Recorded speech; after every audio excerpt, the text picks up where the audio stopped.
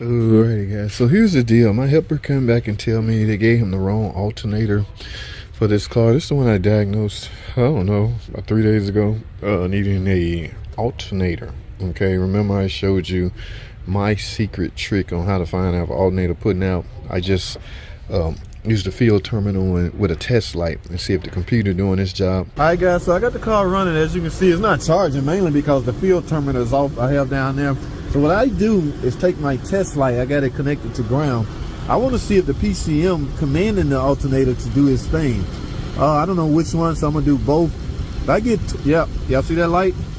Now you're not gonna get it over here because that come out of the alternator. But guys, the PCM is doing its job. You know what that tells me? We got a bad alternator. I'll explain more in depth what I'm doing right here. These short videos won't let me talk that much, but technically we need an alternator, guys. It's kind of complicated to explain, so I won't even try on this little short video. However, he's pissed off because he had to take it back off because he couldn't plug this in. So I had him set both alternators down, the one that come off and the one that's going on. Here's the one that's the new one that's going on. Mopar no car, baby. I don't know what this junk is. Well, anyway, take a look at the connectors.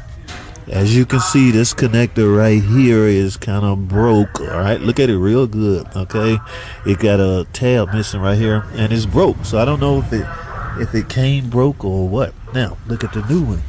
Now if you look at both connectors, they are the same. All right, however, this one is not broken. So what I chose to do is to use a little common sense. I came back over and looked at the connector real good because we verified that this is the proper alternator for this vehicle. Now I want y'all to take a real good look at this connector. All right, as you can see, the piece that broke off the old alternator that came off the car, get a load of that, it's still in there. So when he was trying to push this in, it just simply wouldn't connect because the broken piece of the old alternator is still in the connector. So he was just pushing and jamming and fussing and cussing. Yeah guys, observe the situation you in. Now what we need to do is get a pick. There, you can see it good right here. We need to get a pick and start digging. Okay, what I'm going to do first, I'm gonna tell him what I found so he'll have sense enough to, I'm not calling him stupid, so he would use a little, you know, before you panic guys, always hoosah and come back to the situation and then observe what's going on. So you see that little black tab right here? I'm dealing with one hand. What we need to do is get that out of there. So yeah, it might be a little challenging. I don't know if it's melted in there or what, but it's got to go because this got to plug in. Now, what he pissed off about is he had to take the new alternator back off. Could you imagine putting all of this on just to find out the connector won't plug in? Yeah, you would be a little pissed too. But we should have did what I'm doing now then before you took it back off, because nobody's paying you to do this job twice. All right. However, let me get this connector out here, guys. Y'all hold tight.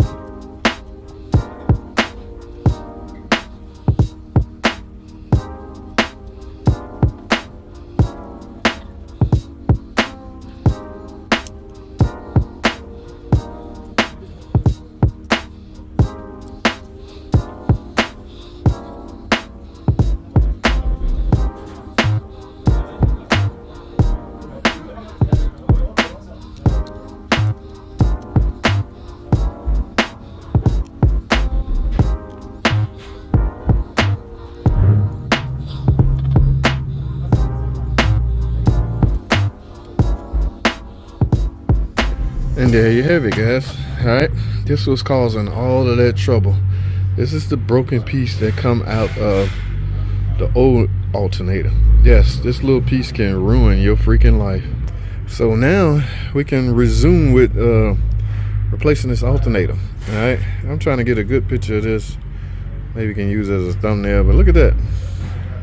Yeah, that right there can ruin your life. All right, y'all see how I advised him to do this alternator? Just take the radiator out, unhook it from the bottom, bring the alternator up through here. Okay, in fact, here go a little clip right here. I'm gonna show y'all how we got this alternator out. Y'all see that? Yes, guys, all you have to do is remove the fan. Now, this is a Caravan, so this applies to any 2011 to 2020 Caravan. Once you get the fan out the way, you can bring that alternator up from the top, as opposed to removing the compressor, draining the AC, all of that stuff. Just unbolt it from right here and just finagle it from that point. Okay, now I will caution you, be extremely careful with this radiator, guys. The slightest little tick on that radiator can give you hair and cause you leaks. Okay, so bring that out with extreme caution. Okay, did I get it? Yes. There you have it, guys. Okay, now notice what I'm going in with. A Mopar or no parts. Yeah, I know the tricks and sayings out there, guys, but yeah, just a little top secret I want to share with my subscribers.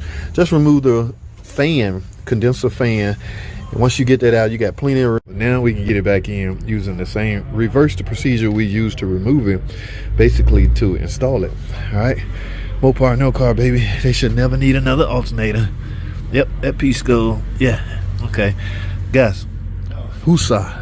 Use a little common sense when you're frustrated. All right, that's my advice to you young mechanics. Just stop for a minute and think about the situation, analyze the situation. All right, guys, we got work to do.